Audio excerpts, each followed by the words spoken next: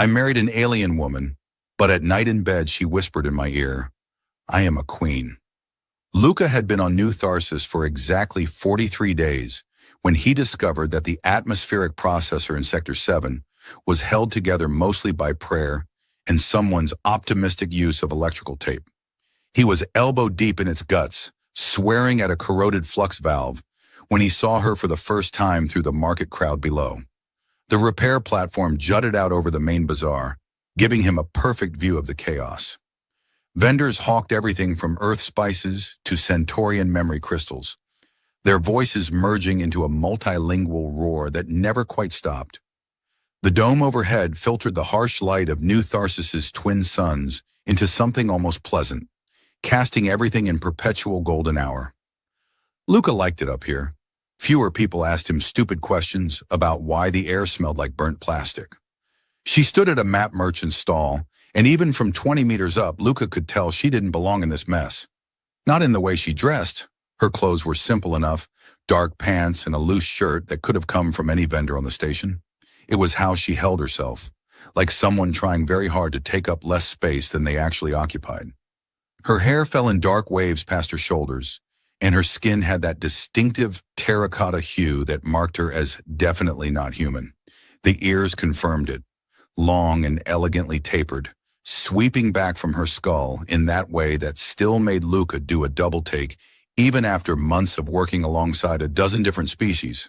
She was arguing with the vendor, a squat Rigelian whose translator box kept glitching, turning half his words into what sounded like aggressive beatboxing.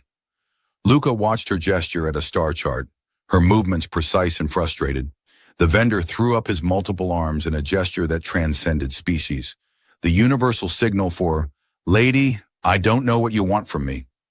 Luca should have gone back to work.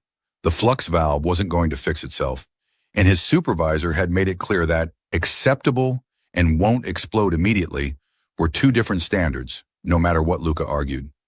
But something about the way she stood there, surrounded by the market's chaos yet somehow separate from it, made him set down his tools. Getting down from the platform meant navigating a series of ladders that had definitely violated several safety codes. Luca had stopped reporting them after his supervisor told him that structural integrity was more of a suggestion than a requirement on frontier colonies. By the time he reached the market floor, weaving through a group of human traders arguing about grain futures and a family of Danubians whose children were literally climbing the walls, she'd moved to a different stall. This vendor sold information chips, the kind that probably contained 50% actual data and 50% viruses that would turn your personal terminal into an expensive paperweight. She was scrolling through the catalog on a cracked display screen, her expression growing more discouraged with each swipe. Luca had no idea what he was going to say to her. His usual approach to meeting people involved nodding politely and then finding somewhere else to be. But he found himself standing there anyway, trying to look casual next to a display of what were advertised as genuine Earth artifacts, but were obviously printed last week. She looked up, and her eyes were the color of amber with flecks of gold that caught the dome light. For a moment, neither of them said anything. The market noise seemed to fade into background static. "The maps here are all garbage," Luca said finally, because apparently his brain had decided that was an appropriate opening line.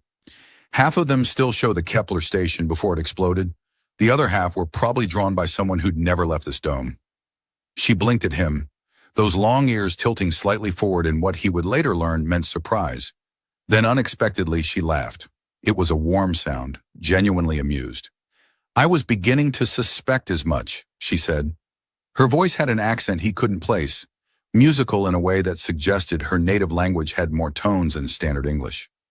"I've been searching for 3 days. Every vendor promises authentic cartography. Every chart is useless." "What are you looking for?" Luca asked. "Maybe I can help. I've been here long enough to know which merchants are only mostly lying." She studied him for a moment, something careful and calculating behind her eyes. Then her expression softened. "Something lost," she said simply. "Something that might not want to be found." "Well," Lucas said, surprising himself, "there's a coffee vendor 2 stalls down who serves something that only tastes 60%, like engine coolant. We could start there and work on narrowing down your search parameters. I'm Luca, by the way. professional atmospheric processor whisperer, and amateur navigator of terrible market stalls. She smiled, and it transformed her entire face. "Aria," she said, offering her hand. Her grip was firm, her palm warm. "Professional seeker of lost things, amateur drinker of terrible coffee." The coffee tasted exactly as advertised, like someone had strained it through a fuel filter and then added optimism. Aria took a sip, made a face that Luca found unreasonably charming, and then took another sip anyway. "You weren't exaggerating," she said, setting the cup down on the wobbly metal table between them. Around them, the market continued its relentless churn of commerce and chaos. A nearby vendor was trying to sell what he claimed were authentic Martian fossils to a tourist who clearly knew they were just rocks he'd spray-painted red. "I never exaggerate about terrible coffee," Luca said. "It's a point of pride. So this lost thing you're looking for, is it the kind of lost where you dropped it somewhere, or the kind where it's actively hiding from you?" Arya's smile flickered, something sad crossing her features before she covered it with humor. "The second kind, I think. Though at this point, I'd settle for knowing which sector of space to search." She traced a finger along the rim of her cup. "What about you? What brings an atmospheric processor whisperer to the edge of civilized space?" "The atmospheric processors mostly," Luca said. "Turns out frontier colonies pay better than Earth stations, probably because there's a higher chance of everything exploding. Plus, I got tired of knowing what day of the week it was. Out here, time is more of a collective hallucination." She laughed again, and Luca decided he could get used to that sound. They talked for an hour, then two, the conversation flowing with the ease of people who'd somehow skipped past the awkward parts of getting to know each other. She told him about growing up far from Earth, in a place where the sky was purple and the rain fell upward due to some atmospheric quirk she explained with hand gestures that Luca didn't quite follow, but enjoyed watching anyway. He told her about his first week on New Tharsis, when he'd accidentally vented an entire sector's oxygen supply while trying to fix a minor leak, and how his supervisor had calmly informed him that, technically, everyone survived, so it doesn't go on your permanent record. It became a routine after that. Luca would finish his shifts, covered in grease and smelling like ozone, and find Aria somewhere in the market or the colony's common areas. She never said much about what she did during the day, and he never pressed. New Tharsis was the kind of place where people came to escape questions about their past.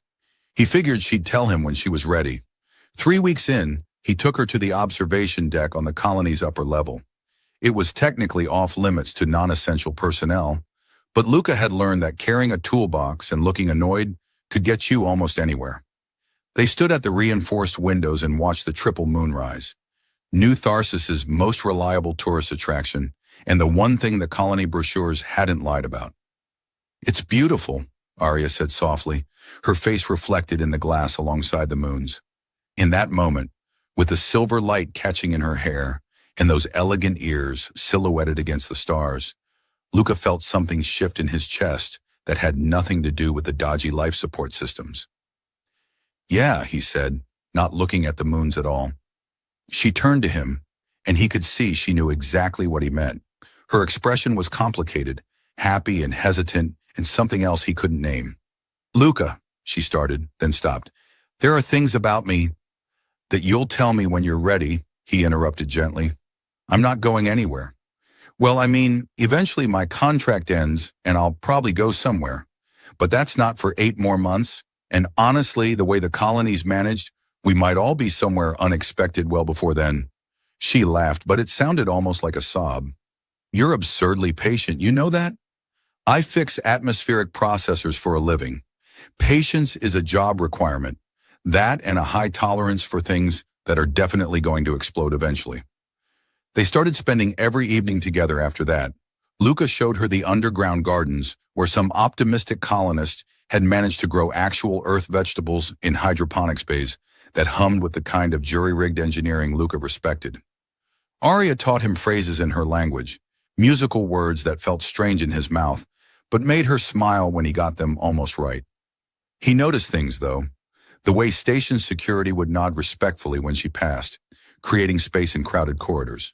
How certain alien species, particularly the Meridians with their chitinous faces and triple-jointed arms, would pause and stare when they saw her, something like recognition in their multifaceted eyes.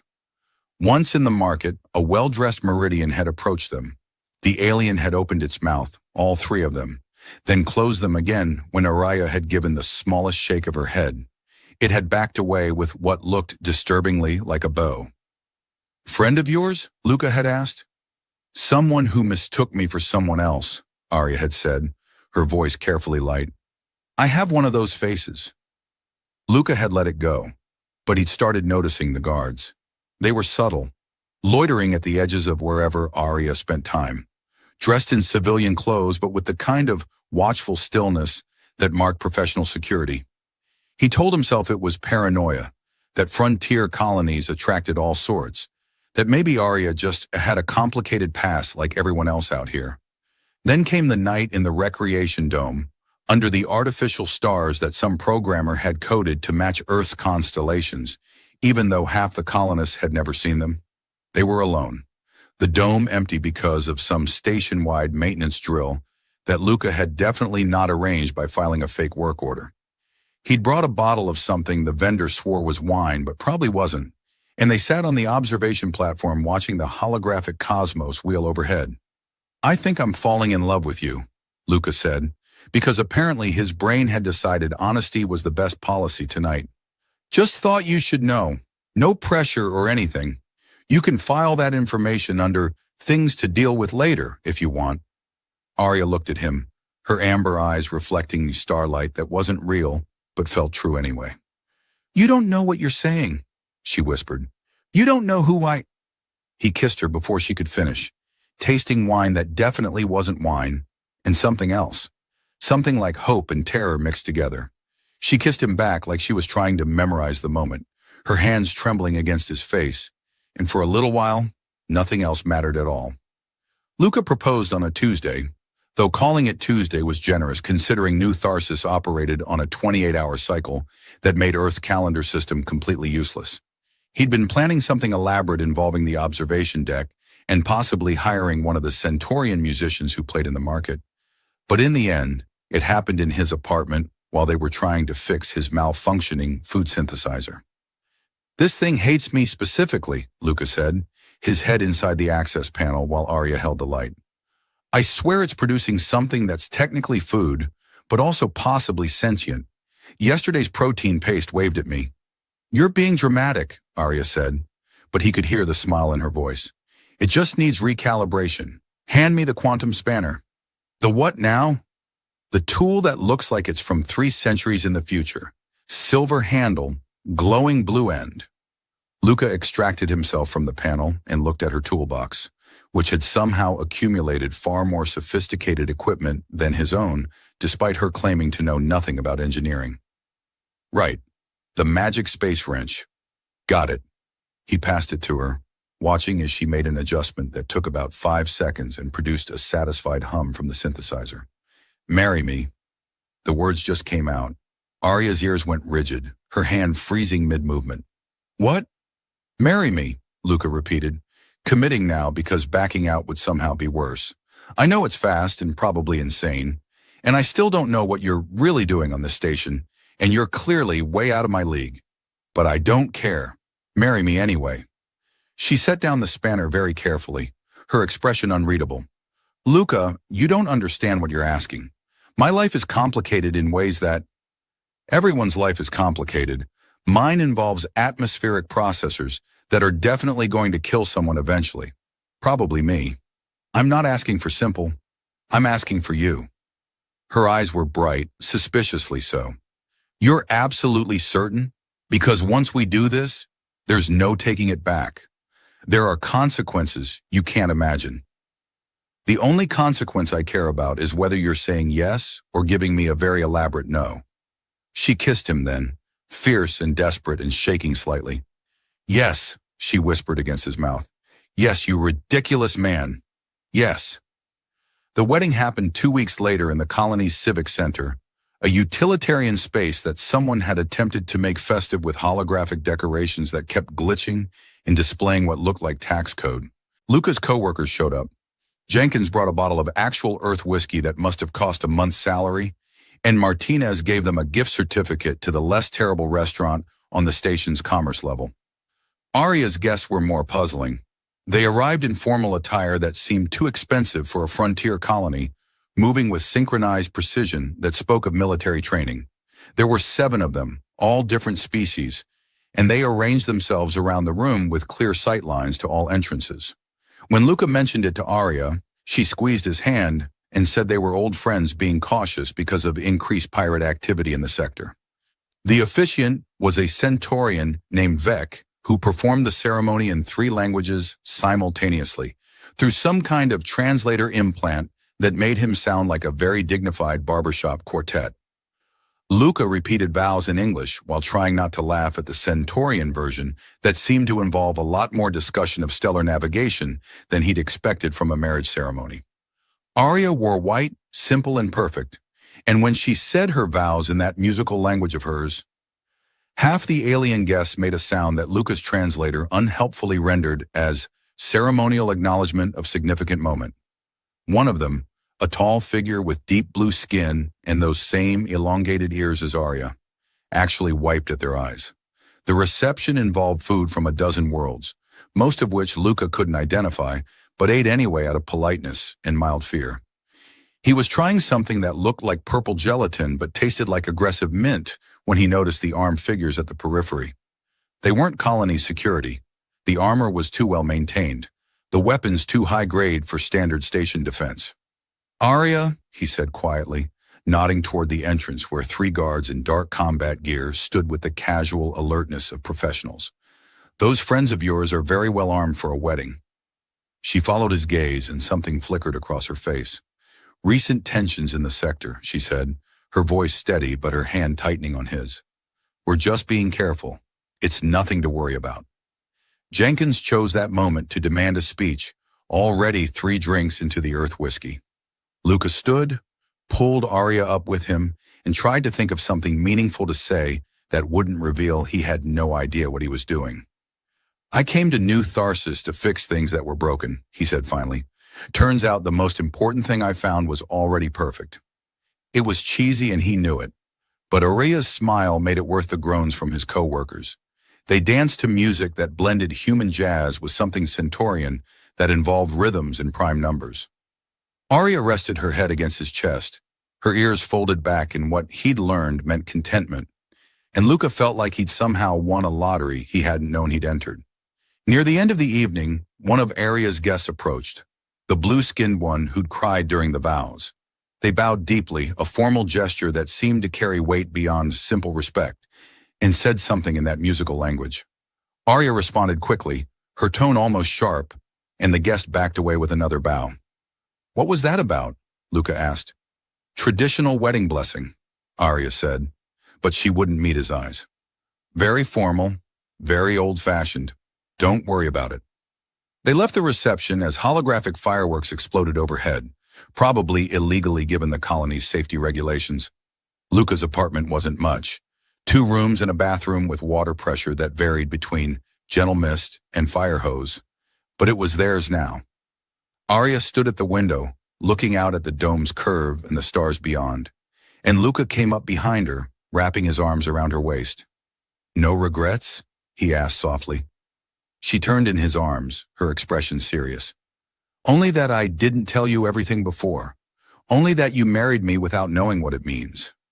It means you're stuck with me and my terrible coffee taste and my tendency to almost asphyxiate entire station sectors. I think I got the better deal." She laughed, but it sounded sad. "You're going to hate me when you know the truth." "Impossible," Luca said, kissing her forehead. "I'm extremely stubborn. Ask anyone who's worked with me. Once I commit to something, I see it through, even when it's definitely a bad idea." "Even when it's definitely a bad idea," she repeated softly, and there was something in her voice that sounded like goodbye. The apartment was dark except for the faint glow from the colony's exterior lights filtering through the window, casting geometric patterns across the ceiling that shifted whenever a ship passed overhead. Luca lay on his back, exhausted and happy in a way that felt almost dangerous, like he'd used up his lifetime quota of good luck in a single day. Arya was beside him, her breathing quiet and steady, and he was just starting to drift into sleep when he felt her move closer. Her breath was warm against his ear, those long, delicate ears pressed gently against the side of his head. When she spoke, her voice was barely a whisper, but the words hit him like a physical force. "I am a queen." Luca's eyes snapped open. He lay perfectly still for a moment, wondering if he'd imagined it, if exhaustion had finally broken his brain. Then Arya shifted, pulling back slightly, and he turned to face her. In the dim light, her expression was terrified and resigned in equal measure, like someone waiting for an execution they'd known was coming. "Sorry," Luca said slowly. "I think the translator in my head just glitched. Did you just say you're a queen? Like, metaphorically? Because you're regal and I'm extremely lucky? Or, literally," Arya said, her voice shaking. "I was, the ruling sovereign of Meridian 7, third of my line, holder of the crystalline accord, commander of 6 systems and approximately 40 billion subjects." She paused. "Well, former commander. They don't really count anymore since the whole exile situation." Lucas sat up, pulling the sheet with him because somehow this conversation felt like it required more clothing. Meridian 7. That's the polity that controls half the shipping lanes in this sector. The one with the military fleet that makes Earth's Defense Force look like a school crossing guard program. 47% of shipping lanes, Arya corrected quietly, and our fleet is actually quite reasonable when not being used to stage military coups against legitimate monarchs. Luca's brain was trying very hard to process this information and failing spectacularly. "The Boeing," he said suddenly, "in the market, at the wedding. Those weren't friends being formal. Those were loyal retainers who followed me into exile. Yes, the guards you noticed were part of my security detail. They've been keeping watch since I arrived on New Tharsis 6 months ago." She pulled her knees to her chest, making herself smaller. "I was going to tell you. I meant to tell you before the wedding, but I was terrified you'd—" Her voice broke. "I've been searching for the crystalline accord. It's an artifact from the first treaties between humans and my people, embedded with quantum signatures that prove legitimacy of rule. If I can find it, I can challenge the military council that took my throne. Without it, I'm just a refugee with delusions of grandeur." 6 months, Luca said, trying to align this information with the woman he'd met in the market, arguing about star charts with a vendor. "You've been here 6 months, searching for this thing?" "I traced it to this sector through intelligence networks. Someone sold it on the black market after the coup. The trail went cold on New Tharsis." She looked at him, her amber eyes reflecting the window light. "Then I met you, and suddenly finding the accord wasn't the only thing that mattered anymore. And I told myself I could have both, that I could search during the day and be with you at night and somehow keep these parts of my life separate. But that was stupid and selfish and—" "Hold on," Luca interrupted, his mind racing through the past months with new context. "Those alien guests at the wedding. That was basically a royal court watching their exiled queen marry some random human technician who can barely keep atmospheric processors from exploding." "You're not random," Arya said fiercely. "You're kind and funny, and you see me as just Arya, not the weight of dynasties and political obligations. Do you have any idea how rare that is?" "I married a queen," Luca said to the ceiling. "I married an actual queen and didn't notice. Jenkins is never going to let me live this down. Martinez will probably file it under most oblivious human in colonized space." "You're not angry." "I'm processing. There's a difference." He ran his hand through his hair, then started laughing, slightly hysterical. 6 weeks ago, my biggest problem was a faulty oxygen regulator in Sector 4. Now I'm consort to a deposed alien monarch. Is there a protocol for this? Do I need to learn to bow? I'm terrible at formal occasions. I wore the same suit to our wedding that I wear to safety inspection hearings. "Luca, does this mean I'm technically royalty now? Because I should warn you, I'm absolutely going to abuse that at the next station administrator meeting. Sorry, can't fix your environmental controls today. I have royal duties." "They'll hate it. It'll be amazing." Arya was staring at him like he'd grown a second head. "You're not running. You're not—" "I just told you I lied about who I am, that I'm being hunted by the government that overthrew me, that being with me puts you in danger, and you're making jokes about station meetings." "Well, yeah," Luca said, reaching for her hand. "What else am I supposed to do? Unmarry you? I just made vows in 3 languages, one of which I'm pretty sure permanently altered my soul, according to Centaurian metaphysics. I'm committed now." He squeezed her fingers. "Also, and I can't believe I'm saying this, but this actually explains so much. The way you hold yourself, the guards, the time you corrected the station administrator's treaty law interpretation, and he just accepted it without argument. I thought you were just really confident." "I was the one who wrote most of those treaties," Arya admitted. "It's hard to forget the precise wording when you spent 3 years negotiating them." Outside the window, a ship passed close enough to the dome that its running lights cast sharp shadows across the room. Arya tensed, her whole body going rigid, and Luca realized she'd been waiting for this, for pursuit, for discovery, for consequences. "How bad is it?" he asked quietly. "The people who took your throne? How hard are they looking for you?" "Very hard," Arya whispered. "The military council needs to either prove I'm dead or eliminate me permanently. A living queen in exile is a rallying point for opposition. They've had teams searching for 6 months. And if they find you?" She met his eyes, and there was steel beneath the fear. "Then they'll kill me and everyone close to me to prevent any possibility of restoration." Luca nodded slowly, processing this. Then he stood, walked to the window, and looked out at the colony sprawled beneath the dome, his home for the past months, the place where he'd found something he hadn't known he was looking for. "Okay," he said finally. "Then I guess we'd better find that accord before they find us." They didn't sleep after that. Arya sat cross-legged on the bed, pulling up holographic displays from a datapad that looked far too advanced for civilian use, walking Luca through 6 months of dead ends and false leads.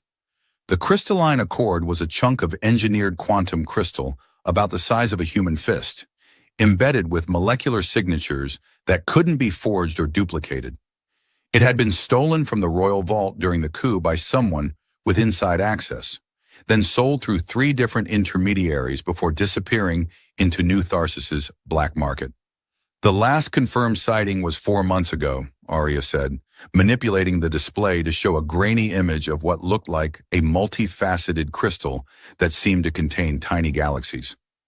"A Volusian trader named Krent claimed to have it, tried to auction it to the highest bidder. Then he vanished. His ship was found drifting in the asteroid belt with no crew and no cargo."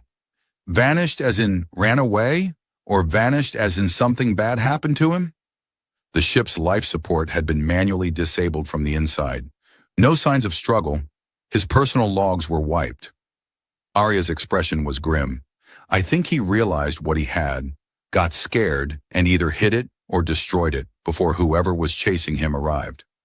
Luca leaned closer to the display, studying the image. If he hid it, where would a Volusian trader hide something on New Tharsis? They're not exactly known for their subtlety. Martinez once told me they think inconspicuous means wearing fewer than 6 colors simultaneously. Krent had a storage unit in the lower commercial sector. I searched it 3 months ago. It was empty except for 14 crates of counterfeit Centaurian artwork and what I'm fairly certain was an illegal fungus farm. "Wait," Luca said, something clicking in his memory. "Lower commercial sector. Unit number?" Arya checked her notes. C-47. Why? "Because I had to do atmospheric repairs in that section 2 weeks ago, and the environmental controls were completely shot. Jenkins and I were trying to figure out why the humidity sensors were reading off the charts in units that were supposed to be climate-controlled storage." He grabbed his own datapad, pulling up work orders. "Look, C-47 shows normal readings now, but 6 months ago, right around when Krent disappeared, there was a massive spike in localized atmospheric moisture. Then it normalized." Arya's ears perked forward, her expression shifting from despair to something sharp and focused. "Volusians are amphibious. They need high humidity to survive for extended periods." "Right, but here's the thing. The spike happened, then dropped to normal. Then there was another spike 3 days later in Unit C-49, which is 2 doors down. Then C-51 a week after that, like someone was moving between units, spending time in each one. Or hiding something in each one," Arya breathed. "A trail of breadcrumbs in case he died before he could retrieve it." Volusians have cultural taboos about keeping all valuable items in one location. It's considered tempting fate. Luca was already pulling up the building schematics. C-49 is currently rented to a holding company that hasn't paid storage fees in 2 months. C-51 shows active rental, but no access logs since Krent's ship was found. If we're going to search them, we should probably do it before station administration auctions off the contents for unpaid fees. We need to move carefully, Arya said. If the military council has agents on New Tharsis, and they almost certainly do, they'll be watching for any sign of me actively searching. Breaking into storage units will attract attention. Good thing I have legitimate access then, Lucas said, grinning. Atmospheric maintenance can enter any unit on the station if there's a potential environmental hazard. I just need to file a work order for suspected humidity control malfunction, which is technically true based on the historical data, and suddenly we're not breaking in. We're performing critical safety inspections. Arya looked at him with something like awe. You're going to bureaucracy our way into a black market storage facility. I'm going to bureaucracy us into 3 black market storage facilities. It's basically my superpower. You should see the forms I can file. He was already typing, forging maintenance tickets with the practiced ease of someone who'd learned that paperwork was mightier than plasma rifles.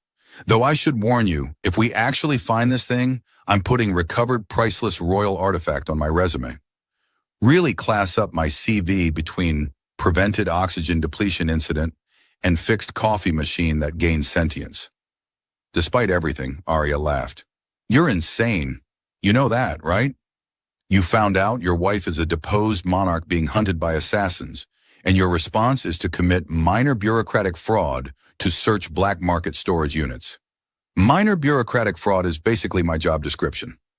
Last month, I convinced the station administrator that replacing the entire atmospheric grid would cost less than it actually does, then use the extra budget to upgrade the rec room's environmental controls because I was tired of sweating through movie night. I'm morally flexible when it comes to paperwork. Arya kissed him then, sudden and fierce. I don't deserve you. Probably not, Luca agreed, but you married me anyway, so now you're stuck with me and my extensive collection of forged maintenance forms. He hit submit on the work orders, watching them populate in the system. There, we're officially scheduled for environmental inspections starting at 0600. That gives us 4 hours to sleep, which we should probably do because I work significantly better when I'm not hallucinating from exhaustion. They lay down together, Arya curled against his side, her breathing gradually evening out into something approaching sleep. Luca stared at the ceiling, his mind racing through 100 different scenarios. Somewhere on the station was an artifact that could restore a queen to her throne or get them both killed, and he just volunteered to help find it using nothing but fake work orders and his knowledge of atmospheric systems. Jenkins was right. He really was the most oblivious human in colonized space, but he was also apparently the kind of oblivious that married alien royalty and then committed to the bit even when it involved potential assassination. His comm device buzzed softly. The work orders had been approved, flagged as priority maintenance due to the historical environmental anomalies. In 6 hours, they'd be searching storage units that might contain the key to everything or might just have more illegal fungus farms. Luca closed his eyes, Arya's steady breathing beside him, and tried not to think about the fact that outside their apartment, guards loyal to a deposed queen were probably standing watch, waiting for an attack that could come at any moment. He focused instead on the problem at hand. Find a quantum crystal in a storage facility, avoid detection by a military government that controlled half the sector's shipping lanes, and maybe, if they were very lucky, not die in the process. Just another day on New Tharsis, really. The atmospheric processors would probably try to kill him first anyway. The storage unit C-49 smelled like someone had tried to pickle the concept of regret. Luca ran his atmospheric scanner over the walls while Arya searched through crates of what appeared to be knockoff designer clothing from a Earth fashion era that Luca sincerely hoped never came back. His scanner beeped twice, indicating elevated moisture levels near the back wall, exactly where the historical data suggested Krent had spent the most time. Nothing in the obvious places, Arya said, pushing aside a crate labeled genuine leather, definitely not plastic. If he hid it here, he was more clever than his taste in contraband suggests. Luca tapped the wall panel, listening to the hollow echo. Environmental controls run behind this section. If I were an amphibious trader afraid for my life, I'd hide something valuable where only someone doing maintenance would think to look. He pulled out his tools, removing the access panel to reveal the guts of the humidity control system. Pipes, wiring, condensation collectors, and there, Arya breathed, pointing to something wedged behind the main coolant line. A small weatherproof container, the kind designed to survive vacuum exposure, was magnetically attached to the structural support beam. Luca carefully extracted it, his hands surprisingly steady despite the fact that this probably contained an artifact worth more than the entire station. Inside was a data chip and a handwritten note in Volusian script. Arya read it aloud, her voice shaking slightly. To whoever finds this, I am not brave enough to keep it. I am not stupid enough to destroy it. The Queen lives. I have seen her guards in the market. If you are loyal, give this to them. If you are wise, forget you ever found it. The crystal is where water meets stone, beneath false stars. That's not cryptic at all, Luca said. Very helpful, Krent. Really specific directions there. Arya was staring at the note, her expression distant. Water meets stone beneath false stars. He's describing a location on the station, somewhere with water features and artificial sky projection. The underground gardens, they said simultaneously. The gardens were technically closed for maintenance, which worked perfectly since Luca was technically maintenance. They descended through access corridors that smelled like recycled air and optimism, emerging into the hydroponics bay, where earth plants grew in defiance of being 40 light years from home. The ceiling displayed a holographic sky, false stars rotating on a 24-hour cycle that had nothing to do with New Tharsis's actual rotation. Where water meets stone, Arya murmured, walking past rows of tomato plants and what someone had ambitiously labeled strawberries, despite them being green and rectangular. At the far end of the garden was a decorative fountain, one of the station administrator's attempts at class, that mostly just made the humidity unbearable. Water cascaded over artificial rocks, imported at enormous expense from Earth, creating a sound that was probably supposed to be soothing, but mostly reminded Luca of plumbing problems. Arya knelt beside the fountain, running her hands over the rocks. Her fingers found a seam, a hidden compartment sealed with the kind of magnetic lock that required specific quantum frequencies to open. She pressed her palm against it, and Luca saw a faint light emanate from her skin, bio-encoded identification that marked her as Meridian royalty. The compartment opened. Inside, wrapped in preservation film, was the crystalline accord. It was smaller than Luca expected and more beautiful, a multifaceted crystal that seemed to contain entire star systems, light refracting through its structure in patterns that hurt to look at directly. Arya lifted it with reverent hands and the crystal pulsed with recognition, its internal light intensifying. It knows you, Luca said quietly. It knows my genetic signature, my family's quantum markers embedded in our DNA. Arya's voice was thick with emotion. With this, I can challenge the council. I can prove my legitimacy to the other Meridian houses, to our treaty partners, to... The alarm started screaming. Red emergency lights flooded the garden, and Luca's comm device exploded with alerts. Hull breach, Sector 7. No, not a breach. Unauthorized ships entering docking range. Multiple signatures. Military grade.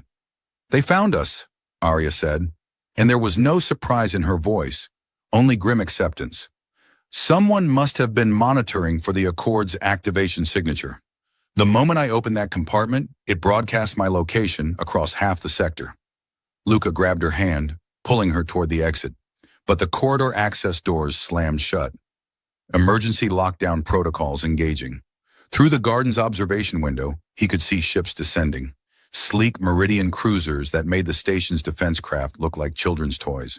Okay, Luca said, his mind racing through possibilities at light speed. Okay, we can work with this. We just need to... Run, Arya finished. We need to run, and we need to do it right now. They sprinted through the gardens, Luca's knowledge of the station's maintenance tunnels the only thing keeping them ahead of the security teams that would be flooding the sector. He led them through passages that smelled like recycled water and broken dreams, Arya clutching the Accord against her chest while explosions echoed through the station's superstructure. "They're not trying to breach gently," Luca observed as another impact shook the walls. "That's actually weirdly considerate. Most invading forces don't worry about preserving atmospheric integrity."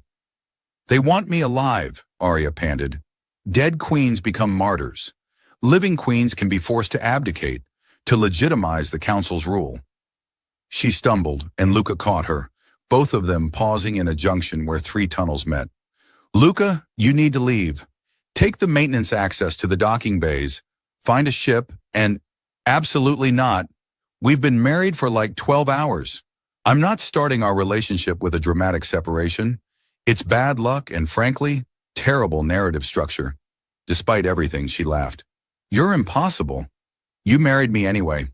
His comm device buzzed. A priority message from Jenkins. "Luca, you magnificent bastard. Please tell me you're not in Sector 7 where the alien warships are currently turning our station into Swiss cheese." Luca keyed the reply. "I can neither confirm nor deny my location, but hypothetically, if someone needed to leave the station very quickly while avoiding military-grade scanners, what would you suggest?" There was a pause, then, "Hypothetically, the waste reclamation ship in Bay 12 is scheduled for automated launch in 4 minutes. It's not glamorous, but it's heavily shielded because nobody wants to scan garbage. And it's got enough fuel to reach the jump gate. Hypothetically. You're a beautiful person, Jenkins. I'm putting you in my will. Your will is 3 atmospheric processors and a collection of forged work orders. I'll pass." Luca grabbed Arya's hand again, pulling her toward the service corridors that led to the waste management section. Behind them, the sounds of pursuit were getting closer. Boots on metal, voices shouting in that musical Meridian language that sounded much less beautiful when ordering your capture. Bay 12 was exactly as advertised. A massive waste reclamation ship that looked like someone had welded together every ugly component in the sector and then decided it needed more bulk. It was already powering up for automated launch, its systems running through pre-flight checks with all the enthusiasm of a teenager doing homework. "This is your escape plan?" Arya asked, staring at the ship. "We're fleeing in garbage?" "We're fleeing in heavily shielded garbage that nobody will want to scan too closely. There's a difference." Luca was already at the access panel, overriding the automated systems with the kind of security bypass that was definitely illegal, but also definitely necessary. "Plus, I've been on this ship before. Fixed the atmospheric recyclers last month. It's got a small crew cabin that's actually pretty comfortable if you don't think too hard about what's in the cargo hold." The ship's airlock opened with a hiss that sounded almost judgmental. They scrambled aboard just as Meridian soldiers rounded the corner, weapons raised. Luca slammed the emergency close button, and the airlock sealed with the kind of finality that suggested it was also tired of today. "Manual override on launch sequence," Luca said, throwing himself into the pilot's seat and trying to remember the crash course in ship operation he'd taken 3 years ago and mostly failed. "This is going to be rough." "Rough is relative when people are shooting at us," Arya said, strapping herself into the co-pilot seat and clutching the Accord like a talisman. The ship launched with all the grace of a drunk asteroid, slamming them back into their seats as the engines fired at full burn. Luca fought with the controls, trying to navigate through the debris field that the Meridian cruisers had created around the station. Plasma fire lit up the view screen, warning klaxons screaming about hull stress and system failures. "They're pursuing," Arya said, watching the scanner. 3 fighters breaking formation to intercept." "Of course they are, because fleeing in garbage wasn't undignified enough." Luca angled the ship toward the densest part of the debris field, cutting engines and letting momentum carry them. The waste reclamation ship was built like a tank, ugly but nearly indestructible. They crashed through a piece of station hull plating that would have shredded a normal craft, the shields absorbing the impact with barely a flicker. The Meridian fighters tried to follow, the key word being tried. Their sleek, efficient designs weren't built for debris field navigation.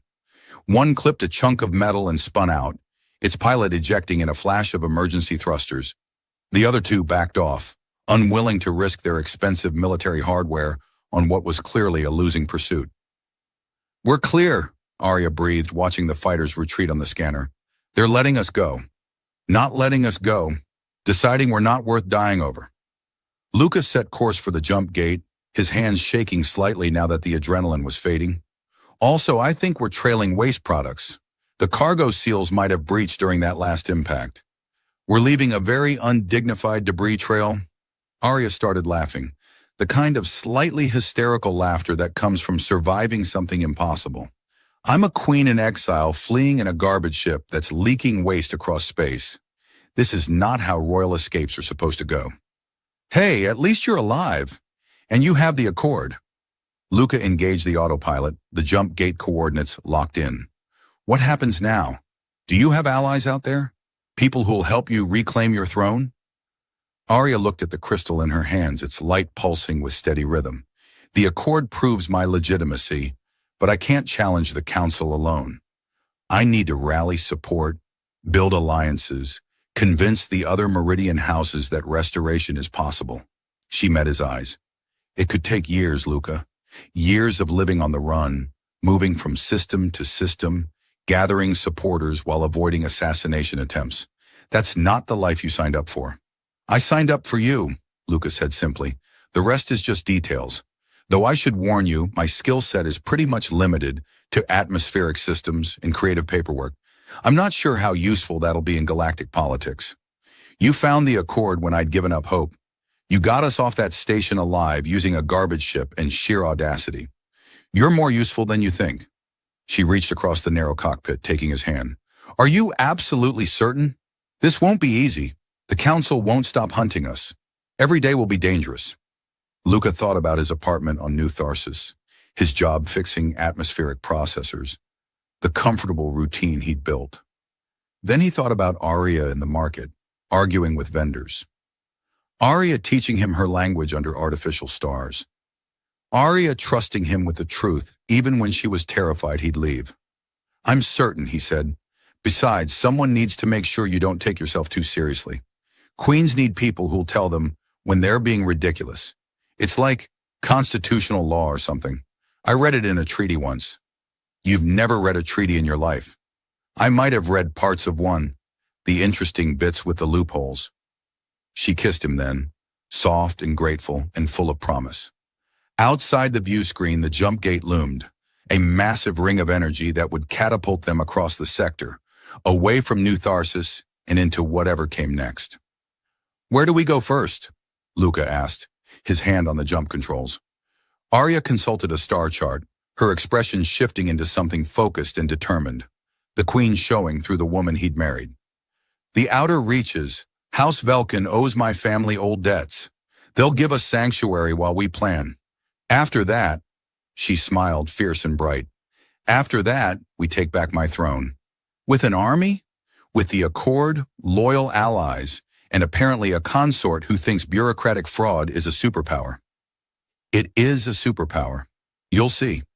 I'm going to requisition an entire fleet using nothing but creative paperwork and sheer confidence. The jump gate activated, reality bending around them as the ship prepared to leap across light years. Luca thought about the life he was leaving behind, the atmospheric processors that would keep malfunctioning without him, Jenkins and Martinez wondering where he'd gone, the apartment he'd never see again. It should have felt like loss. Instead, it felt like the beginning of something impossible. Ready? Arya asked, her hand over his on the controls. Not even slightly, Luca said honestly, but I'm doing it anyway. That seems to be my whole approach to life these days. They jumped together, the garbage ship and its royal cargo disappearing into the quantum foam, carrying a deposed queen, a clueless technician, and the artifact that would start a war. Somewhere behind them, the Meridian Council was probably having a very bad day.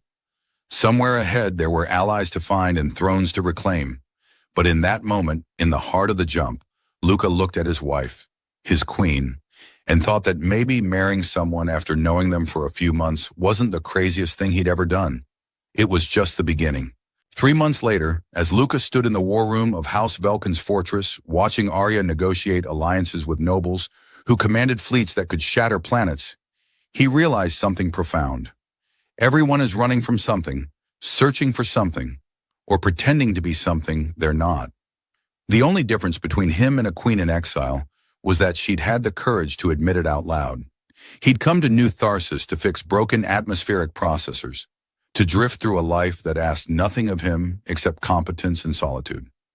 He'd found instead a woman with elf-like ears, who'd been pretending to be ordinary, who'd trusted him with a truth that could have gotten them both killed, who'd whispered, "I am a queen," in the darkness and waited to see if he would stay. The question wasn't whether she'd been lying about who she was.